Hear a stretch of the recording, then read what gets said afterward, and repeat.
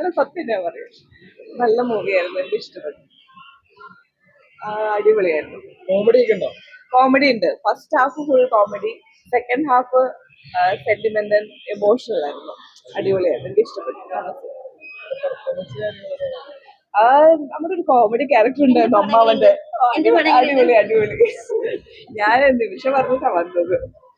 എന്റെ പടം കാണാൻ വേണ്ടി വന്നതാ. പുഷ്പാകതന്റെ ഒന്നാം സ്വയംവരം. മറിമാറ്റിൽ ഉണ്ണിച്ചേരനാണ് നായകൻ. ഉണ്ണിച്ചേരൻ അതിന്റെ അകത്ത് ഇരിക്കുന്നുണ്ട്. പുള്ളി ആകെ ഒരു ഫീലിൽ ഇങ്ങനെ ഇരിക്കുകയാണ്. ഏകദേശം 1.5-2 വർഷമായ ഷൂട്ട് ചെയ്ത സിനിമയാണ്. ഇപ്പോഴാണ് റിലീസ് ആവുന്നത്. അപ്പൊ എല്ലാരും കാണണം കേട്ടോ. അമ്മാവന്റെ ക്യാരക്ടർ ആരാ?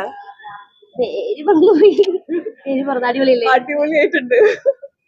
എല്ലാരും കോമഡിയില് കുറെ സ്കിറ്റൊക്കെ ചെയ്ത ആൾക്കാരാണ്. മറിമായം അങ്ങനെ അതിനകത്തുള്ള കുറച്ച് ആൾക്കാരുണ്ട്.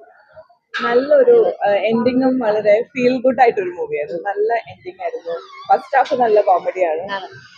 പിന്നെ എന്താണ് മൊത്തം ഈ വയനാടത്തെ ആ ഒരു ഭംഗിയൊക്കെ ഇല്ലേ, പച്ചപ്പും നാട്ടുപ്രദേശവും ഒക്കെ ഷാപ്പും അടിപൊളി.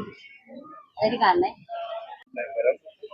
പിന്നെ ഒരു പ്രധാന വേഷം ചെയ്തിട്ടുണ്ട്. അപ്പോൾ വലിയൊരു പരിപാടിയല്ല, എന്നാലും ഒരു കുഞ്ഞു പറഞ്ഞ ഒരു കുടുംബ ബന്ധങ്ങളുടെ കഥ പറയുന്ന ഒരു നാട്ടിൻപുറത്തെ ഒരു സിനിമ.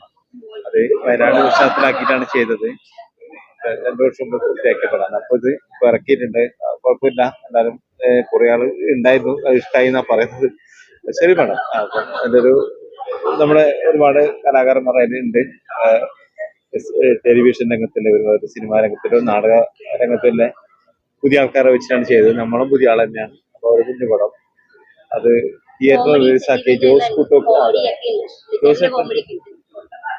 ജോസേട്ടന്റെ ഒരു ആഗ്രഹമായിരുന്നു ഒരു സിനിമ പ്രൊഡ്യൂസ് ചെയ്യണം എന്നല്ല. ജോസേട്ടൻ കൊണ്ടുവരണം. ഇദ്ദേഹം വയനാടുകാരാണ്. ഇദ്ദേഹം ഇന്ത്യയിൽ അറിയപ്പെടുന്ന ഒരു ശില്പിയാണ്. ഉത്തരേന്ത്യയിലാണ് അദ്ദേഹത്തിന്റെ വർക്കെല്ലാം. ശില്പങ്ങൾ ഒരുപാട് ചെയ്തിട്ടുണ്ട്. വർക്ക് കൊണ്ടാണ് അദ്ദേഹത്തിന്റെ ഒരു ആഗ്രഹമാണ് ഒരു സിനിമ ചെയ്യണം. അപ്പൊ അങ്ങനെ സിനിമ ചെയ്യാൻ വേണ്ടി ആരെങ്കിലും ആലോചിച്ച് സംവിധായകനും നിർമ്മാതാവും ഒരു ദിവസം എന്നെ വിളിക്കുന്നുണ്ട്. ഞാൻ എപ്പോഴും ചെറിയ കുഞ്ഞു വേഷങ്ങൾ ചെയ്ത് പോകുന്ന ഒരാളാണ്.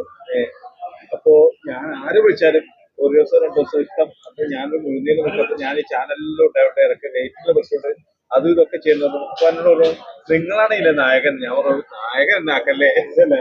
അവസാനം 1 മാസമായിട്ട് എന്നോട് സംസാരിച്ചെന്താ ഞാൻ നേരിട്ട് കാണുന്നത്. അങ്ങനെ നായകനാവാനുള്ളൊരു എന്താ പറയുക, അതിനൊന്ന് അടിത്തറായിട്ടാന്ന് വിശ്വസിക്കുന്ന ഒരാളാണ്. അപ്പൊ എന്നോട് നിങ്ങളാണ് എന്റെ ക്യാരക്ടർ, ആ രീതി അങ്ങനെയാണ്. അപ്പൊ കഥ പറഞ്ഞപ്പോൾ ഞാൻ വിചാരിച്ചു അത് കുഴപ്പമില്ലാണ്ട് പോകുന്ന സിനിമയാണ്.